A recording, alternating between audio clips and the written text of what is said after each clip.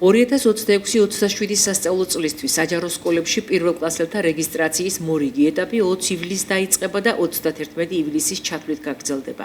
საქართველოს განათლების სამინისტროს ცნობით აღნიშნული ეტაპის ფარგლებში პირველ კლასელთა რეგისტრაცია განხორციელდება საჯარო სკოლებში დარჩენილ თავისუფალ ან წინა ეტაპების დასრულების შემდეგ გამოთავისუფლებულ ადგილებზე. საჯარო სკოლებში არსებული თავისუფალი ადგილების, ცვლებისა და სექტორების შესახებ ინფორმაცია ხელმისაწვდომია განათლების მართვის საინფორმაციო სისტემის ონლაინ პორტალზე. რეგისტრაციის მიზნით მშობელმა ან კანონიერმა წარმომადგენელმა სასურველ საჯარო სკოლას განცხადებით უნდა მიმართოს და წარადგინოს პირადობის დამადასტურებელი დოკუმენტის ასლი და ბავშვის დაბადების მოწმობის ასლი. მოსწავლის რეგისტრაციას შესაბამისი საჯარო სკოლა წარდგენილი დოკუმენტაციის საფუძველზე უზრუნველყოფს. აღნიშნულია ოფიციალურ ინფორმაციაში.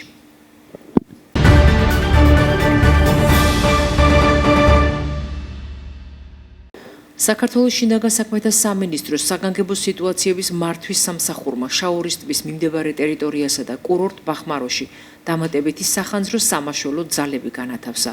დამსვენებლებისა და ვიზიტორების უსაფრთხოების უზრუნველსაყოფად შაორის ტბის მიმდებარედ მაშველთა ჯგუფები შესაბამისი აღჭურვილობით პატრულირებენ, ხოლო კურორტ ბახმაროში მობილიზებულია ცოცხალი ძალა, დრონები და სპეციალური ტექნიკა. საგანგებო სიტუაციების მართვის სამსახური მოქალაქეებს მოუწოდებს დაიცვან უსაფრთხოების წესები, გადაუდებელი დახმარების საჭიროების, ასევე დაკვამლიანების ან ხანძრის შემჩნევის შემთხვევაში დაუყოვნებლივ დარეკონ საზოგადოებრივი უსაფრთხოების მართვის ცენტრ 112-ში.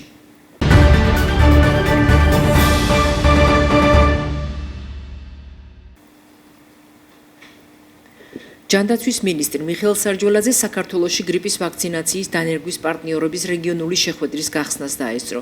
ღონისძიება ამერიკის შეერთებული შტატების მხარდაჭერით იმართება და მისი მიზანი ქვეყნებში ვაქცინაციის პროგრამების გაძლიერება, მომავალი ჯანმრთელობის საფრთხეებისთვის უკეთ მომზადება და უფრო ძლიერი მდგრადი საზოგადოების შექმნაა.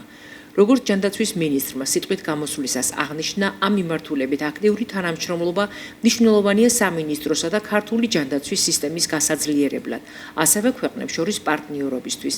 მონაწილეებს სიტყვით მიმართა ამერიკის შეერთებული შტატების ელჩის მოვალეობის შემსრულებელმა პერსელმა. სამდღიანი ღონისძიება სამუშაო შეხვედრებსა და პანელურ დისკუსიებს აერთიანებს. გრიპის, რესპირატორული ვირუსის თუ სხვა რესპირატორული დაავადებების შესახებ. სხვადასხვა ქვეყნის წარმომადგენლები და საზოგადოებრივი ჯანდაცვის ექსპერტები საკუთარ გამოცდილებებზე საუბრობენ. განიხილავენ სამომავლოდ აღნიშნული დაავადებების კიდევ უფრო ეფექტურად მართვის გეგმებს, მსჯელობენ თანამშრომლობის გაძლიერებისთვის მნიშვნელოვან საკითხებზეც. შეხვედრაში ჯანმრთელობის მსოფლიო ორგანიზაციის, ამერიკის შეერთებული შტატების დაავადებათა კონტროლისა და პრევენციის ცენტრების წარმომადგენლები, ადგილობრივი ექსპერტები და სხვა მოწვეული სტუმრები მონაწილეობენ. თანამედროვე ეპოქაში განსაკუთრებულად მნიშვნელოვანი ხდება საერთაშორისო თანამშრომლობა დაავადებებთან ბრძოლის საქმეში და იმისთვის, რომ თითოეული ქვეყნის ჯანდაცვის სისტემა მაქსიმალურად მზად დახვდეს ნებისმიერ გამოწვევას, რომლის მსგავსიც რამდენიმე წლის წინ კაცობრიობა მიხილა.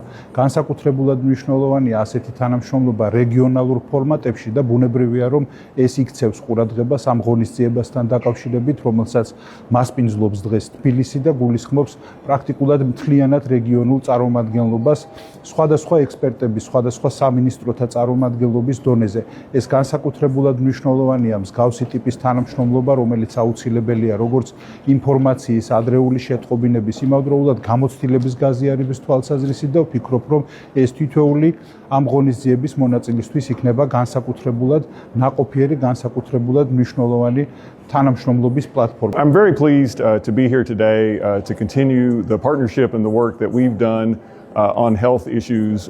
This event is another in a long series of important programs in our shared national interests of the United States, Georgia, and other countries in the region. So I'm very pleased to be here and to participate with these professionals in this event. At the Partnership for International Vaccine Initiatives based in the United States, we're very grateful to the Ministry of Health here in Georgia for hosting this important workshop, 3-day workshop. Many countries are coming together to learn from each other, to be able to fight RSV and influenza and other pandemic diseases. It's important for these countries to collaborate together, learn from one another, because diseases know no boundaries, and we must work together to fight them.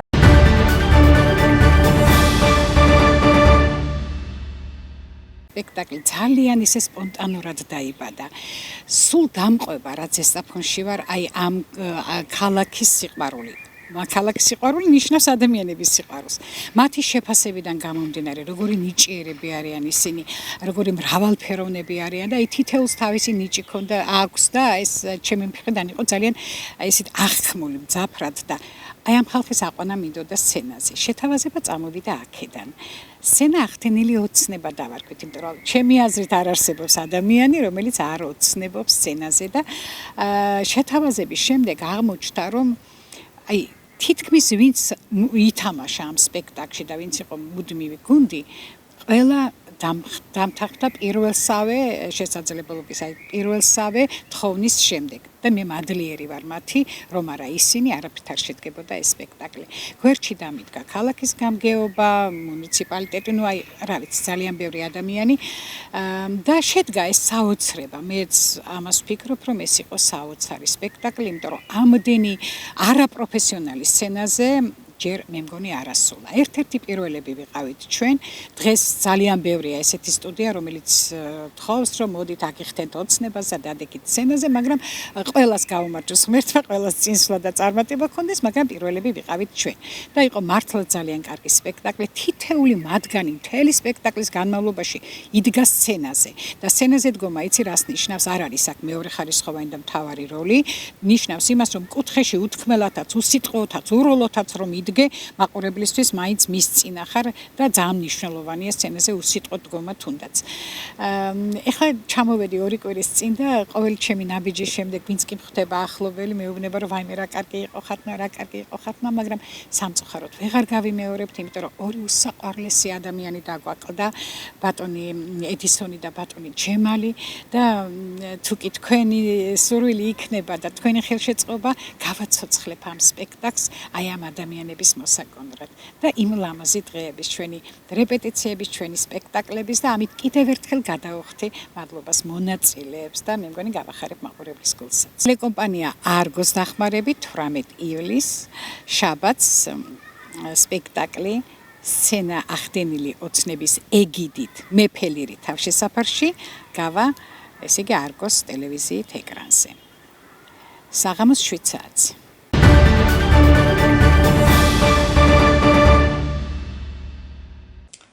მე-20 საუკუნის დასაწყისში საქართველოში უკვე არსებობდა იდეა, რომ ნედლეული მხოლოდ ექსპორტზე არ გასულიყო და ქვეყანაში საკუთარი მეტალურგიული წარმოება შექმნილიყო.